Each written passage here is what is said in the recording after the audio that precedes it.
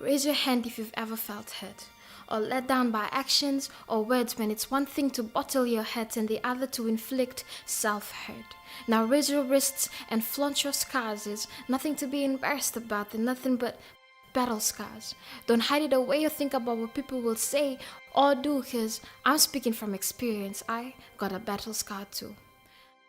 I remember it like it was yesterday when every day I would come home from school and the fire that once burned bright inside of me began to fade away when cheerful Jane became gloomy Jane, but no one noticed. Guess I was invisible Jane. Until one day I had it. I put a razor to my wrist and I yanked it. I threw myself against the door like a fish out of water. I fell to the floor. There was so much blood. I thought I was gonna hurl. But in a few hours' time, my parents were gonna find the body of their dead little girl. Minutes turned into hours as I waited to greet death on the floor of my bedroom, almost out of breath. With my right hand pressed against my left, I could feel death slowly crawling.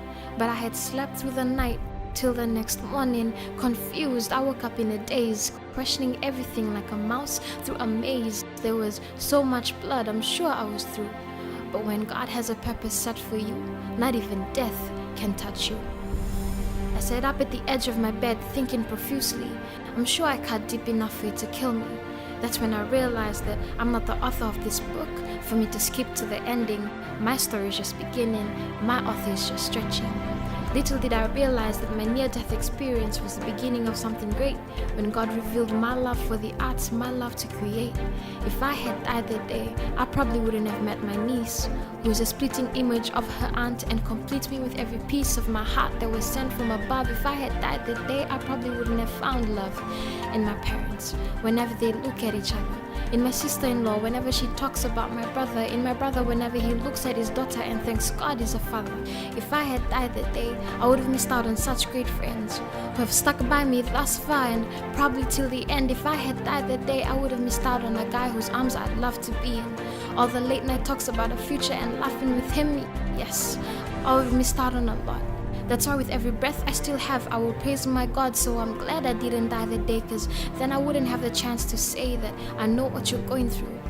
And if you feel people aren't there for you, then you're probably right. Cause no human comfort can beat when God has you in his sight.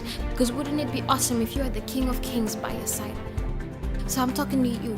To the boy who feels he can't fit into school cause he's different from the rest. To the girl who's lost everything pure and thinks she's a downgrade from the purest.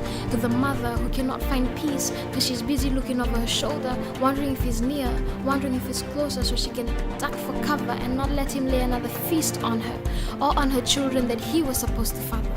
To the father who feels he's failed as a provider cause he doesn't know what his family will have tonight for dinner. Everyone who isn't familiar with the bright side, God's got you. He is our Redeemer, our Healer, our Counselor, and all in all, He is our Father. So imagine how small your problems are, like little grains of sand, because my God's got the whole universe in His hand. So dust off your shoulders and stand up straight and tall, because my God doesn't call the qualified, He qualifies the called.